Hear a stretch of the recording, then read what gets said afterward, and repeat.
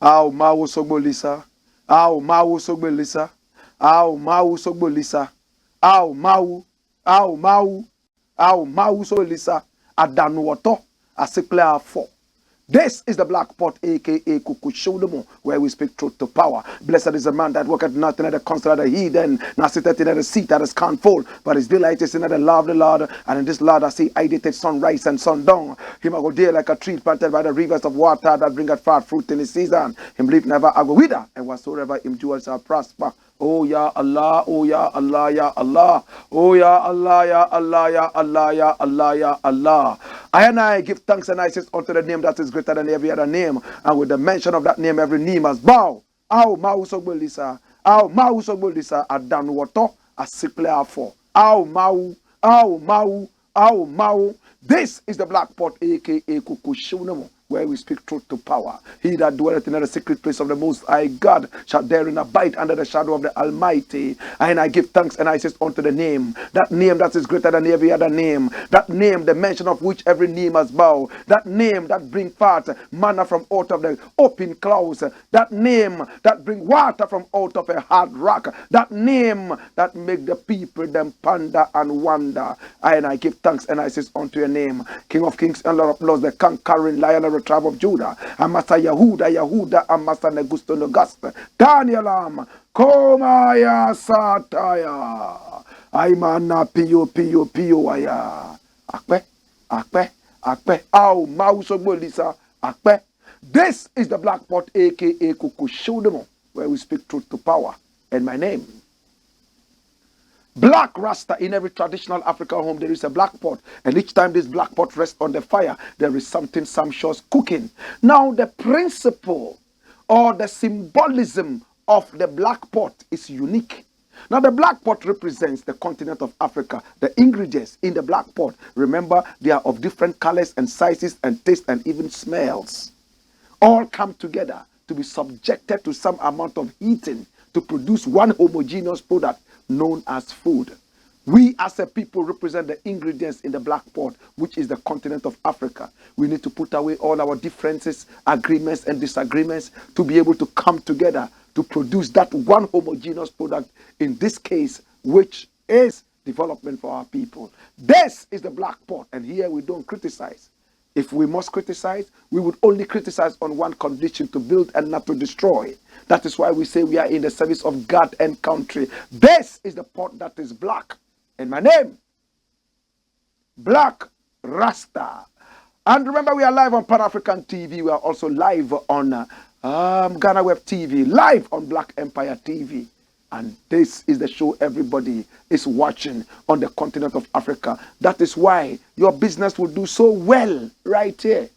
This is the Black Pot, aka Kukushodemo, where we speak truth to power. My brother, my sister. Now the very first story I want to look at is this. Remember, our numbers are rolling on the screen.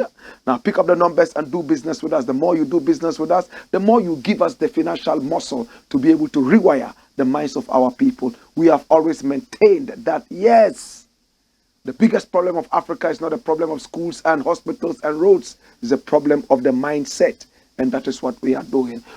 A vote of no confidence for Ofori-Atta. This Ofori-Atta, for some time now, he has been under pressure. They gave him an opportunity a couple of days ago to come and represent himself and explain to the people of Ghana how reckless he has supposedly been, because the city is now the lowest performing currency in the world. Most abysmal, unprecedented. And now, the finance minister appeared before the ad hoc committee of parliament where he answered questions. In fact, they started off like it was a big joke. K.T. Hammond, Honorable K.T. Hammond, started the whole thing like it was a big jest. People joking. Until Blakk came in, Honorable Blakk, and said, listen, the people of Ghana are watching us and we are here for serious business. My brother, my sister, it looks like these people sometimes do not take us serious. It looks like these people sometimes think that they are in a circus. At a point, they said they were going on a break. They have to decide whether they will go after an hour or at that point. My brother, my sister, when there's a serious business to be handled, I don't think there's any need for any break. After all, when did the sitting even start? They started sitting at 10. And by 2 o'clock, they were already thinking about going for a break. My brother, my sister, if I had my own way, they would sit throughout the day and deal with the issues. No break. How many people agree with me? Watch this. NP's rejection of Ofori-Atta is enough, even if they do not vote in censure motion. And this is from ACEP. This is a gentleman who is talking. Come along and let's see exactly who he is. What is he saying? Executive Director for Africa Center for Energy Policy, ACEP, Benjamin Boakye, says the demand by the NPP MPs for Finance Minister Ken Ofori-Atta to be dismissed is enough, even if they do not participate in the vote of censure for the minister to leave office. Mr. Boakye noted that although the majority MPs may not participate in the vote of censure, it is clear they want the minister dismissed based on their recent demand. If it goes through a vote, the majority may not participate in that vote, but clearly, everybody knows that they have voted. They have been out there telling us that they do not want him to even present the budget. They have the whole world listening and watching them. If it goes through a vote, the majority may not participate in that vote, but clearly, everybody knows that they have voted. They have been out there telling us that they do not want him to even present the budget. They have told the whole world that they have lost confidence in him. He told MFA Apao on the probe Sunday. He said Ken Ofori-Atta should respect the democratic principles and resign as majority of his party members do not want him in office. Dash it away. Fellow Africans, fellow black people, fellow Haitians, we have an arrogant minister who is a finance minister that Ghanaians say they don't want. Majority of the members of his party are telling him they don't want him. But because of arrogance, he doesn't want to go. He is very sick. And he doesn't even respect his own health. He still hang on to the last ray of power. Because these are people who are not looking for wisdom. They are looking for power. Those of you who read the Bible, when King Solomon made a lot of burnt sacrifices to God in the Bible, and God descended on him in a dream and asked him, what is it that you want? What did Solomon ask for? Wisdom to rule the people. In these times, our leaders are not praying for wisdom to rule the people. They are praying for power. All they want is power and nothing else. My brother, my sister, they will do everything for power. Of African leaders can kill for power. And African leaders can do the unthinkable, all because of the power that is true or false. It is so sad that Ken Ofori-Atta, who has been asked time and again to leave, you claim you are serving Ghanaians. Ghanaians say they are tired and fed up. Can you step out so that somebody else will come because you have performed abysmally? And he goes to parliament. I didn't do anything illegal. Everything has been constitutional. You know, we took the money from the what vote, from what here, from consolidated fund, contingency fund, so many things that the average Ghanaian would not understand, even if he has a dictionary, an economic dictionary at his disposal.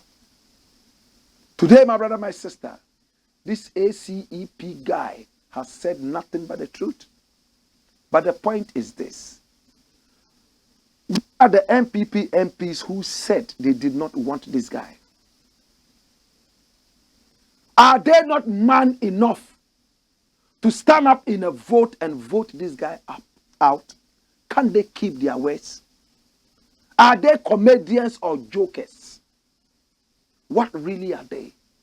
My brother, my sister, we need to look at some of these things very carefully, or else we are making ourselves objects of mockery around the world. That is why right now, on the bond market, we are not even tolerated. Our currency is the worst performer in the world. Embassies are refusing us visas left, right, and center. We are targeted around the world as very poor people. Yet when the white man came here, he named us the Gold Coast because he had seen so much gold that he had never seen anywhere. My brother, my sister, if the white man saw so much gold in our country and decided that this was the country that he was going to make his fortune from, what happened to that fortune? Bad leadership, wicked leadership, brainless leadership, lack of wisdom leaders are those who are taking over our country. Ofori-Atta must go. That is what the people say. Does he not understand that by just stepping out, he has already healed the people?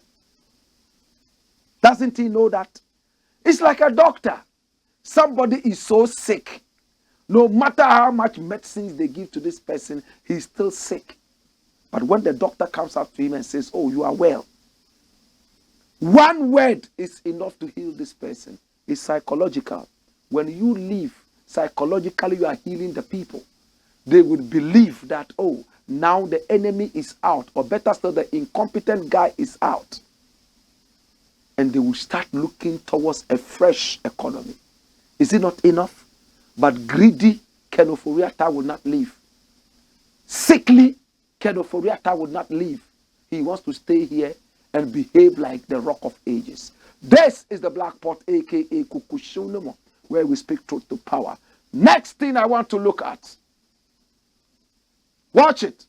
Come. Anas bites Ofori-Atta after devouring deputy. We all know Charles Edubwahin. He was caught on a tape in 2018. In fact, talking. He didn't just talk. He was in a certain crime abetment. Some people don't see anything wrong with it. Some people say it's entrapment. I don't see any entrapment in this. My brother, my sister, Anas Armiyao Anas is not trying to tell the story of a man who was given money so that he would whatever. We had a man, a minister that is being paid with the taxpayers' money, claiming that if you give the vice president 200,000 American dollars, he will help you to start a certain business in Ghana. And that's supposed to be a bribe. Did Anas force that out of him? Anas only presents the money to make you feel like, yes, he's truly a business guy. That's what he does. That's no entrapment. What do you mean by entrapment? And I hear people, desperate people, walking all over the place and shouting, entrapment, entrapment. And even Ken Ofori-Atta was heard also saying, oh, entrapment. This unnecessary entrapment. What is entrapment? Did anybody force you to accept a gift? Nobody forced you to accept any gift. They came to test you, test your professionalism, and you failed. That is what is done in so many different areas where you go looking for a job. When you go for an interview, wouldn't they try you with some of these things? They try to test your integrity. And when you fail, you come back and tell us it's entrapment. Are you joking? What is entrapment? What is entrapment? A deputy minister of state is invited all the way to Dubai to discuss business on behalf of the nation. Now, for the sheikh who has invited him in quotes to show that he's a true sheikh, he invites you to one of the top hotels in Dubai.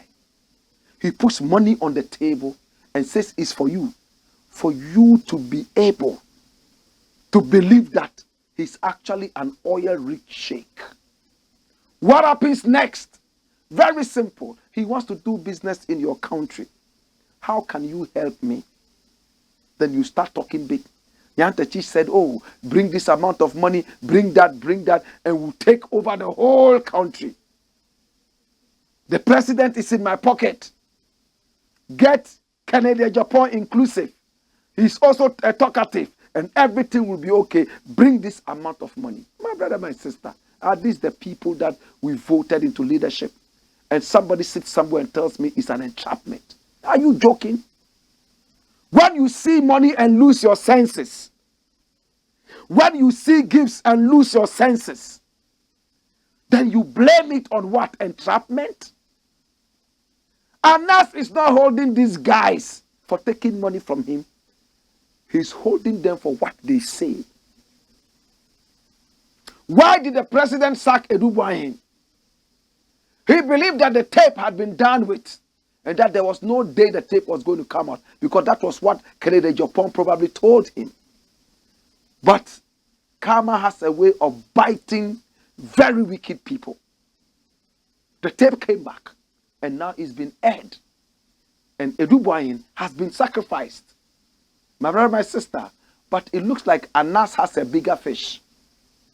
Watch this. Anas petitions SHRAJ, Commission on Human Rights and Administrative Justice. That's what SHRAJ stands for, to investigate Ofori-Atta. And Ofori-Atta is the senior of this guy who has gone home. Come, let's read it and see what is in there. What does it say? Investigative journalist Anas Armiyao Anas has petitioned the Commission on Human Rights and Administrative Justice, SHRAJ, to investigate Finance Minister Ken Ofori-Atta. SHRAJ Commissioner Joseph Whittle confirmed to Joy News that the commission has received an official complaint from the Tiger IPI team on a conflict of interest situation involving Ken Ofori-Atta and former Minister of State Charles Edouboyin. That's the guy who has been devoured. Tiger IPI in its petition alleged that the duo have engaged in conflict of interest in the use of their companies in relation to the purchase of government bonds whilst executing their duties as state officials. The allegations are that there is conflict of interest in terms of their official duties as public officers and the companies in which they have interest in terms of government bonds. And so the case is going through the standard process of assessment in order to make sure that it meets procedural requirement under the commission's regulation, as well as whether it is really within the mandate of the commission. Based on that, we will then decide what next steps to take. Without told Joy News.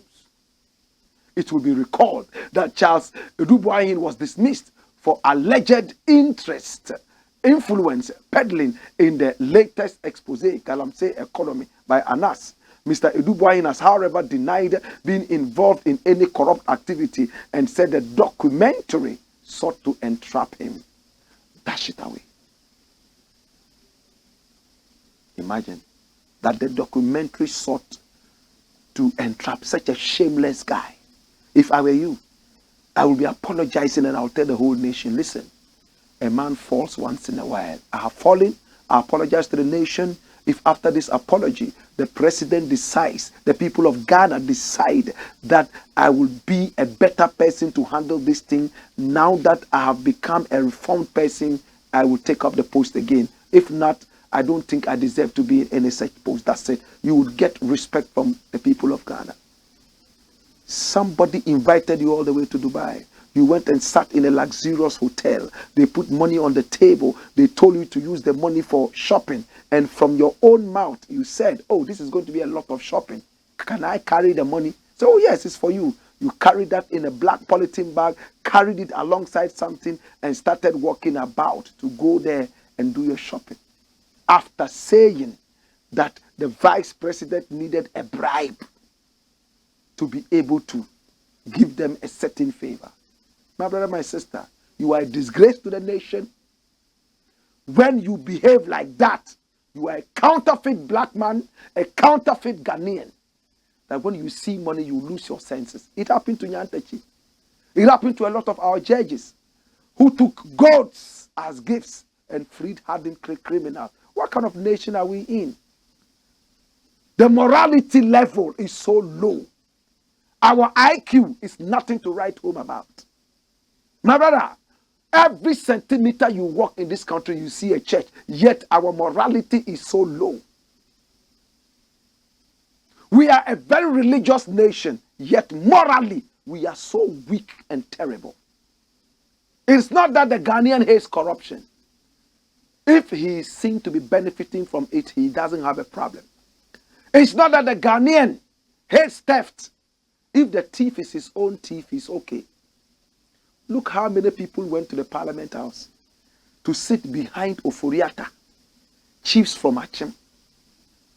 If you can get me a photo of that, I'll be glad. Chiefs of Achim sitting behind Ofori-Atta in Parliament a couple of days ago. What were they there for? To give you moral support. The whole of Ghana is saying, we don't want this man. He has disgraced the economy. The cedi is the worst performing currency in the world.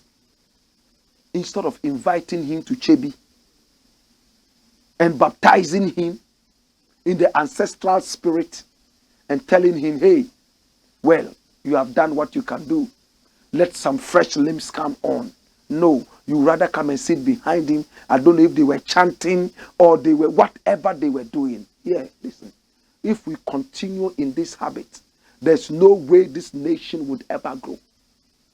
If we continue in this habit, there's no way this nation is going to grow. Now it's been peddled all over the place that the chiefs of Achim were there. We saw some chiefs there. But we are not involuntarily, or better still, independently able to say if they were actually from Achim. But if everybody who stands trial has his village chiefs come there and sit down, threatening people with Juju, threatening people with whatever, then my brother, my sister, look at them. They came in their numbers. You might have thought that it was the chieftaincy Deba. But no, they came in full regalia. These guys are not ready to come in full regalia to fight Galamsey in their area. They are not. But they are ready to come and defend one man that the whole nation says, listen, you have performed abysmally, go home. They see it as an affront to Chebi, as an affront to their legacies. My brother, my sister, well, Anas has given enough proof to shrug, I believe. And he's saying, go ahead and investigate this man. I don't know why he did not go to the office of the president. But whatever it is, this hinges on, I beg your pardon, the office of the special prosecutor. I think this should have gone there. But Shirai can also do a good job. Because this hinges on corruption. True? My brother, my sister, when we return, we have more to talk about. In the interim, I have a quote for you. And this quote is on corruption. Why is the nation so corrupt? Why is it that people are engaged in wanton corruption with no mercy? Hey! Wayo!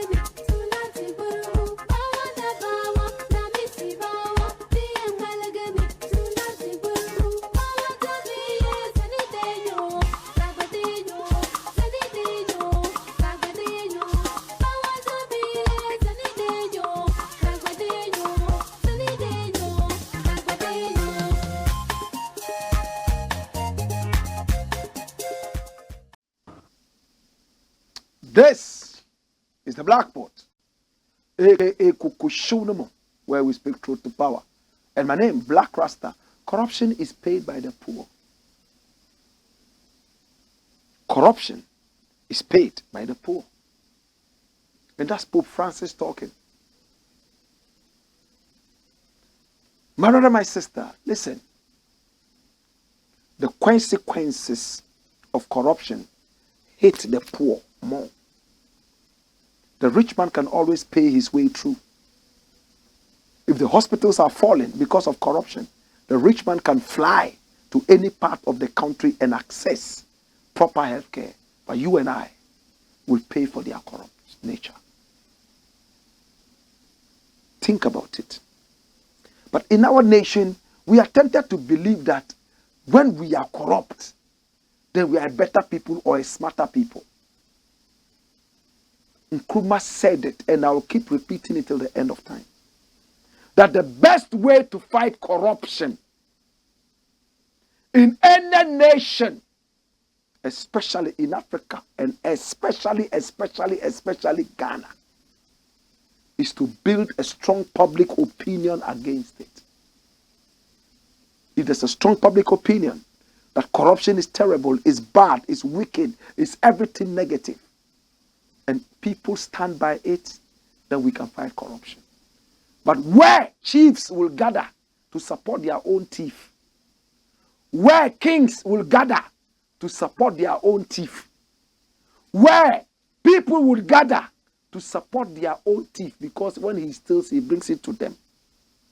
They don't care what happens to the other people who are supposed to be part of the cake sharing. We are in trouble. This is the Blakk Pot, aka Kukushunamo, where we speak truth to power. Next thing, watch it roll. What does it say?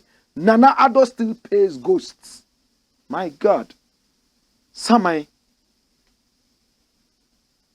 This is the President of the Republic of Ghana, the most abysmal performing president in the world. He's full of big words and speaks like the white man on heat because he went to school in England. He's a no good president. We don't want him. Watch this. Site for the port of Keta. In fact, they built something like this. That's just a signboard. And then they told the whole world that they had a port. How did they tell the whole world this? They had employees there on a site that has no building. There are employees there and they are being paid according to what we are told. Look at this guy. He's a prominent politician. He comes from the area. Who is he? Dafia Mekpo is his name. Government paying salaries to workers of a non-existent port at Keta. Dafia Mekpo alleges. Come!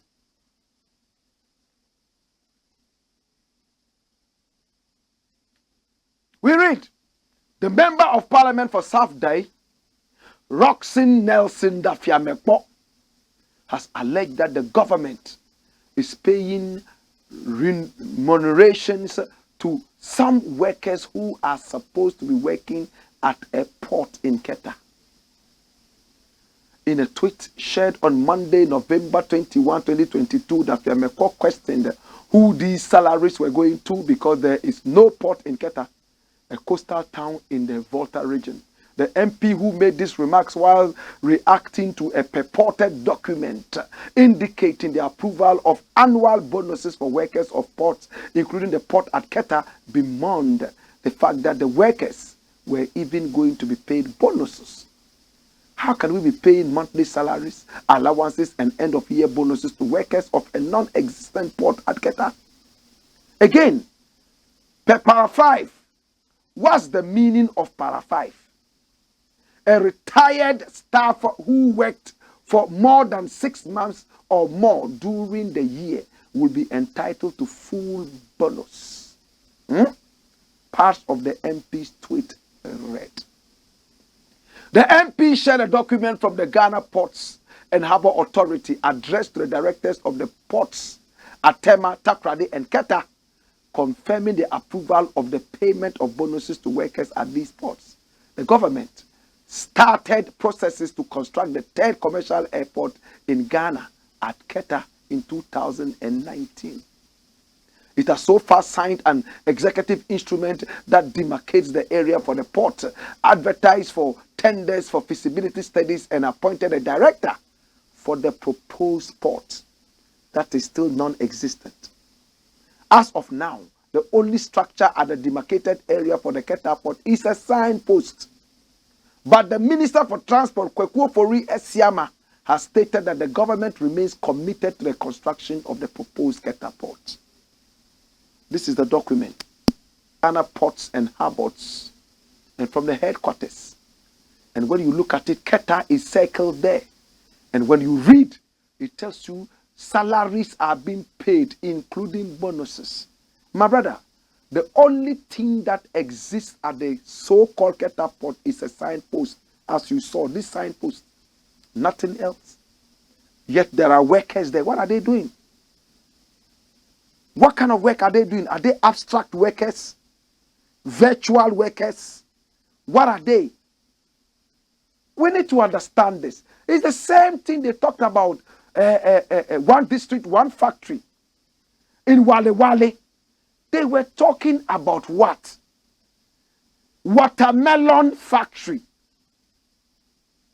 And a couple of days ago, somebody just decided to walk in there into the watermelon factory in Wale Wale. Wale Wale is so far away. But remember, Wale Wale is not in Timbuktu. It's still in Ghana. Somebody just went there and videoed the whole thing. It's just an abandoned structure. Not even a single machine is in there. There's no watermelon. Nothing is in there. And they've captured it as one district, one factory. And this is supposed to be a watermelon factory. Why are we doing this to ourselves? Saglene housing is still there, rotting up. Why are we doing this to ourselves? And when we come harshly on them, they don't understand.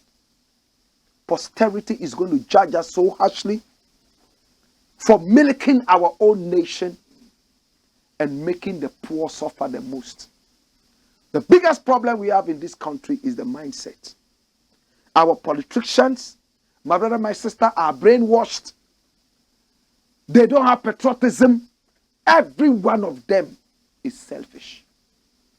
It's only a handful that have the nation at heart. And even them, they are corrupted by the idiots. Watch it. Nana ADDO still pays ghost. If you have a non-existent port, there's only a signboard there. Where are your staff members? I leave it here. When we return, we will talk some more. I have a quiz for you. The other day we asked you about where to find the Sahara Desert. In which country? And we have the answer for you. This is the Blakk Pot, aka Kukushonomo. Wayo!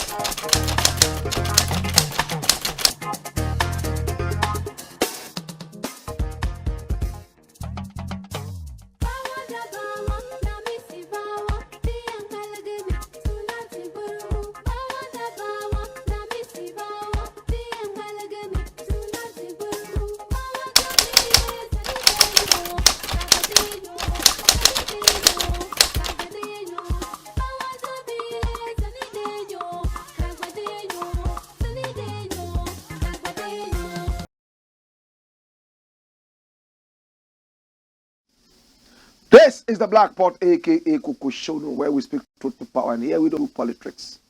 What we do is called patriotism. Blakk Pot, Kukushono. This is the Blakk Pot, aka Kukushono, where we speak truth to power. And remember to do business with us. Our numbers are rolling on the screen. Pick up the numbers and call us. You can give us a simple WhatsApp call or even a WhatsApp message, the more your businesses prosper, the more we also prosper, and the more we touch more people, rewiring the minds and the thinking of our people. This is the Black Pot, aka Kukushono. Now, next thing I want to look at is this. Watch it, and it says what? Juju in the Black Stars camp. Oh my God. The Black Stars of Ghana. They are the World Cup in Qatar right now. True? Yes, the Black Stars are there in Qatar. This is the Black Stars. Wonderful, gallant. Over the years, the Black Stars of Ghana have shown the whole world that yes, if given the opportunity, things can happen. Yes.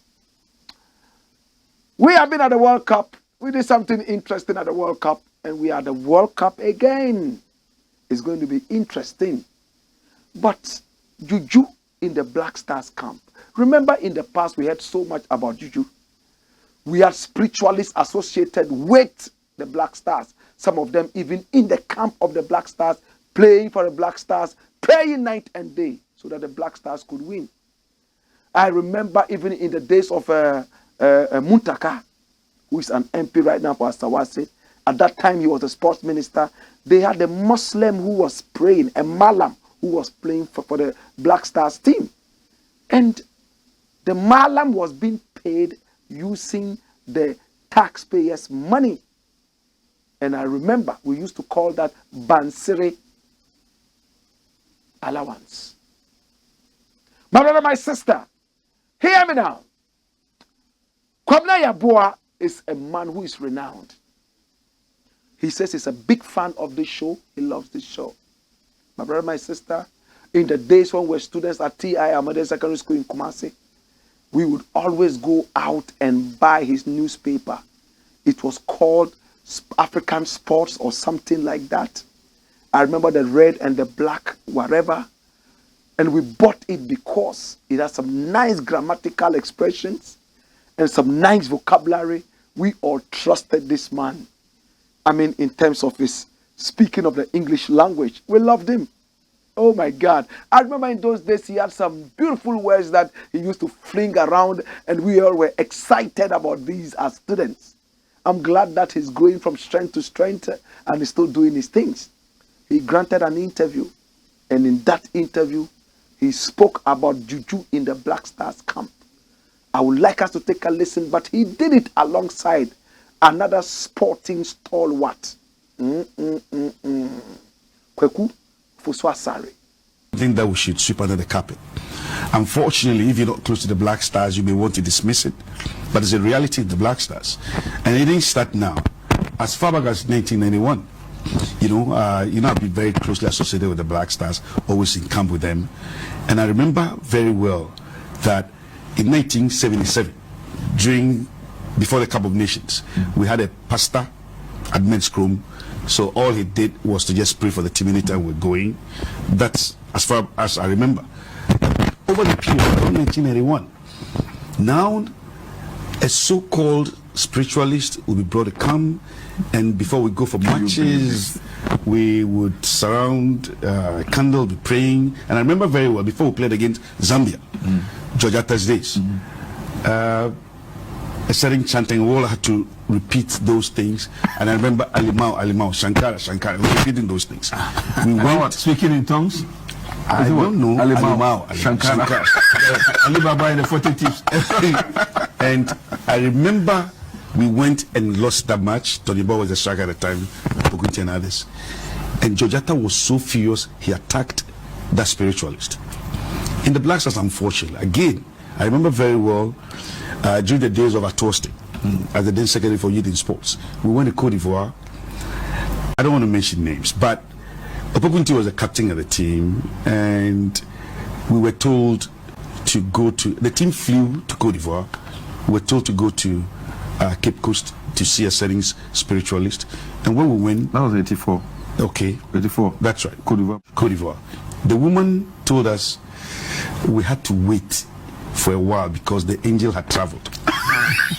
And we had to go to the beach to sit under the coconut tree for so many hours, came back, eventually the angel had arrived. So She said the match was a very difficult one, but we're going to lose by 2-0. But she had managed to change the score. So give us a bottle of water to go and do stuff. We lost the match by 2-0. And these things have been going on. Unfortunately, at this level, it's a major problem in the national team. You guys have no idea how it's destroying the Black Stars. Unfortunately, for players who play their trade abroad, I'm just wondering why they believe so much in this superstition. And some argue that, of course, I shouldn't forget that before they went to Europe, they're from this part of the world. But the sad truth of the matter is that if you know the extent to which this is destroying the Black Stars, and I'll give you a specific example. I won't go into details because I've privileged information which is not supposed to be shared to the public. But in Gabon, Equatorial Guinea, certain things happened within camp that horrified the then manager of the side, Klavi. And that is why in his report, confidential report, he said that the FA must take steps to disabuse the minds of the players of the use of Juju. Because everybody was talking about Juju. How certain players were using Juju against them. It was ridiculous. I remember very well, as I said, I won't go into details, but John Pencil happened to be the only one who rose up against his colleagues and wondered how any one of them could believe in this rubbish.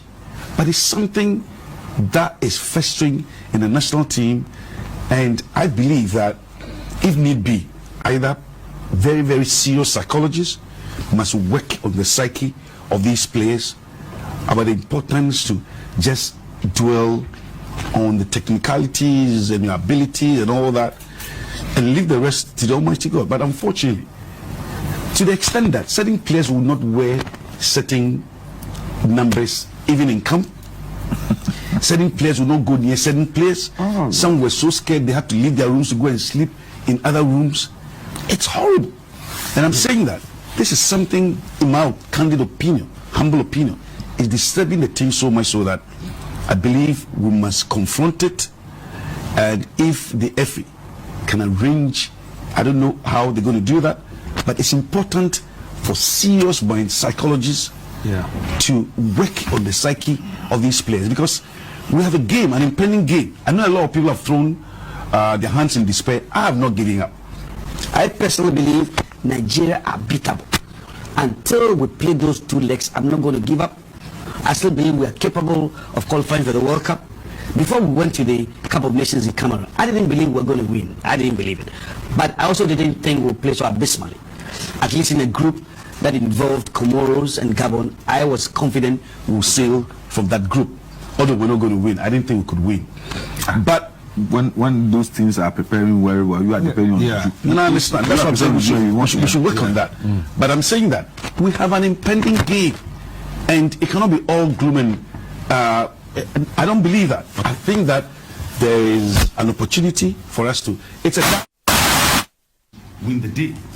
This is a dab, and I'm confident that it will do the right thing. What you advocated for, to me, is the immediate solution. Trying to get a psychologist to disabuse their mind. Superstition is everywhere. Okay. I read about a book, a baseball club in America. The coach put their sticks in a wheelbarrow and took them away and brought them back and said he had taken them to a spiritualist, well-known spiritualist who had prayed over it and said they were going to win. It was all psychological. So the psychological aspect immediately, to me, is fine. Let's go and let's look at the mid-term and the long-term approach. This issue is endemic now. Wow. This is endemic now. Some players will not sleep in their rooms. They will not wear a certain jersey number. They will not even wear certain colors. They will not shake hands with anybody. Recently, we all heard about the DIU. Remember, we carried it in the Black Pot the other day. Some Black Stars members believe that he had Juju. All because he's probably Muslim. And for that matter, none of them was ready to even get on the pitch. They wanted to see Dede Ayew appear on the pitch first. Because they believed that if they went on the pitch first, Dede Ayew was going to take their luck and score. And they would not score. That was the day that they lost. My brother, my sister, when you have our football controlled by illiterates, who are not enlightened. And when I say illiterate, you know what I mean. It doesn't just mean read and write, but people whose senses are not sharp. You see why we say it's a matter of the mindset. They have a lot of work to do. Pastors are making money off them. Juju people are making money off them. People are predicting how many goals are going to be scored, and then they put it in their minds. Once a Juju man tells you score 2 goals, even if you have the chance to score 10 goals, you will limit yourself to 2 goals. Why? Mindset. This is the black pot, aka Kukushunumo, where we speak truth to power. Yes, superstition is everywhere. But the good thing is that let your superstition spur you on towards science and some kind of energy that will propel you forward, but not that somebody is working on you, therefore you are going to flop. My brother, my sister, we need to watch these things. Kovna, your boy has spoken. What is the way forward? Is the juju still there? Or they have dissipated that? This is the black pot. Next thing we need to look at, and come. The next thing.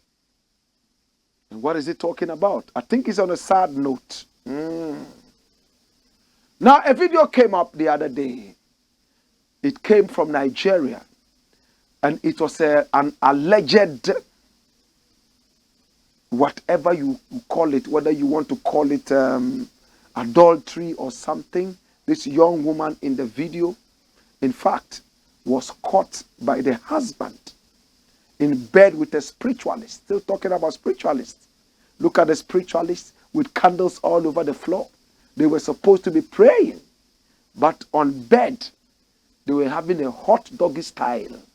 My God, you can see that. We just bled them so that it will not be too obvious. You can see the man at the back there, the lady kneeling down on the bed, naked in front of a so-called spiritualist. Somebody tips the husband off. He comes in, sees her, and videotapes her and starts saying, "Martha, on my own bed," and you could feel the emotions. Today, my brother, my sister, look at our headline. It says, "Martha has had enough after adultery video." And adultery is in quotes. Sadly, look at it. Pregnant, cheating wife Martha commits suicide following social media shame. I don't know if she was cheating. I don't know whatever it was. Psychologically, whatever it was, I think we need to go deeper into this.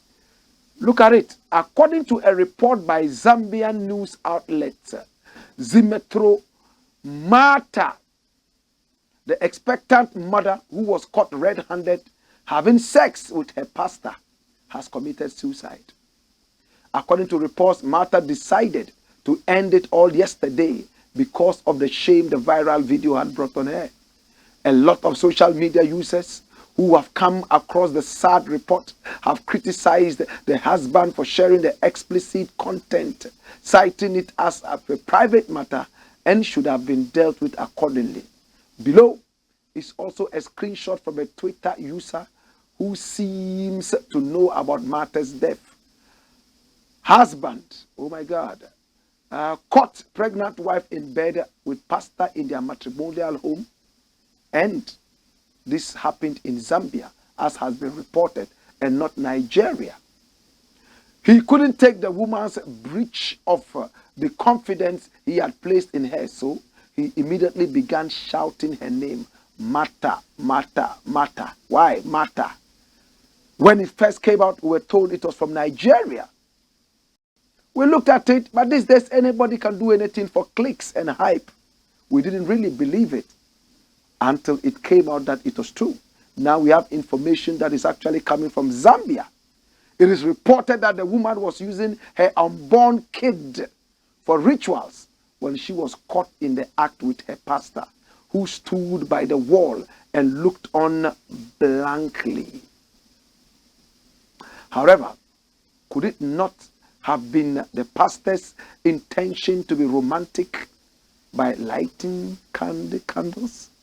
As the days roll by, I am sure we'll get more information. Look at the candles there. In fact, the woman was trying to reach out to the husband, but the husband just pushed her away and said, "Go away, I'll kill you." Well, she's ended her life. I just want to believe this is not true.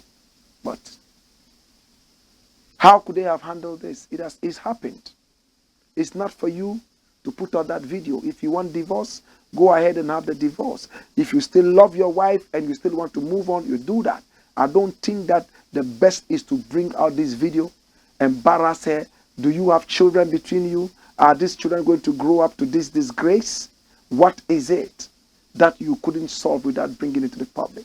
Some people really get so emotional and they are not ready to patch up. We need to watch it in this time. The poverty in Africa and the whole world, the economic crunch that is squeezing all of us might make us take decisions and do things that we will regret later. Dash it away. And on the domestic front, sadly, we've lost one of our best economic brains, KWESI BOTCHWEY. He's gone home at the age of 78. KWESI BOTCHWEY, many Ghanaians will remember in the PNDC era. Recently, he started speaking vociferously. We didn't know that he was speaking his last. Some people even thought that, well, he should one day contest for president. In the days of Rawlings, he was a tough economist. In fact, he was even an advisor to the World Bank and the IMF. He taught in so many universities around Africa and beyond, including in Zambia, where we just came from with Martha's story. Watch it. Former Finance Minister, Professor KWESI BOTCHWEY is dead. Oh, that referred to you. Come! A former finance minister of Ghana, Professor KWESI BOTCHWEY, has been reported dead, according to Accra-based Asase Radio. According to the portal, the 78-year-old former finance minister passed away on Saturday, November 19, 2022, at the Kolebu Teaching Hospital, where he was said to have been receiving medical care.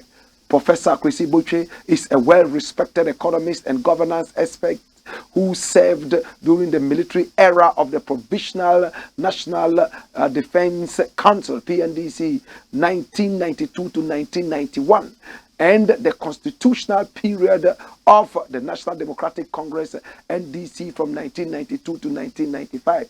He is known as one of the country's longest-serving finance ministers. Professor KWESI BOTCHWEY was born on the 3rd day of September, a day after I was born. In fact, 30 years after I was born, exactly. So this man was actually 30 years older than me. Oh, yes, I am 48. So he died at 78. Oh, my God. In fact, September borns are actually the best. We are very brainy, we are very romantic, and very sharp. I'm proud that he was born in my month. Well, born on the 3rd day of September 1944. He was born in the same year as Peter Tosh. You see how history goes. When the years come, you start picking up things that happen around that time. That's how we study history. This channel is soon going to be bringing you the African history class. In the interim, he was born on the 3rd day of September 1944. He attended his secondary school education he had his secondary school education at the Presbyterian Boys Senior High School in Ghana. Later, he earned a Bachelor of Laws degree at the University of Ghana and then a Master of Laws degree at the Yale Law School in the USA. For the same university was where KWESI went to. Now the late economist and finance minister who is no more alive, so held a doctorate degree from the University of Michigan Law School in the USA. Prior to becoming a finance minister, Professor KWESI BOTCHWEY was a lecturer at the University of Zambia, the University of Dar es Salaam, Tanzania, and the University of Ghana. My brother, my sister, at this juncture, all we can say is may his body, mind, and soul rest in perfect peace as we remember him today. The Hausa people will say, Wallahi ruwan shiakari. Ruwan shiakari, ruwan shiakari. The Ever people will say, Babanawo, Babanawo, Babanawo. There are kind of people who say, damn refer due, damn refer due, damn refer due, dueni amani hunu, dueni amani hunu, dueni amani hunu. And if you happen to be in the zone, you hear, La ilaha illallah, Allahu Akbar, Allahu Akbar, Allahu Akbar, walillahi alhamdu, subhanallah, walhamdulillah, wa la ilaha illallah, Allahu Akbar, Allahu Akbar, Allahu Akbar, walillahi alhamdu. May his body, mind, and soul rest in perfect peace as we remember you. This is the Black Pot, aka Kukushunumo, where we speak truth to power. Watch out from next week. We're going to be starting with the African history class on this channel. Watch out for that. In the interim, come! This is the Black Pot. Hey! Wayo!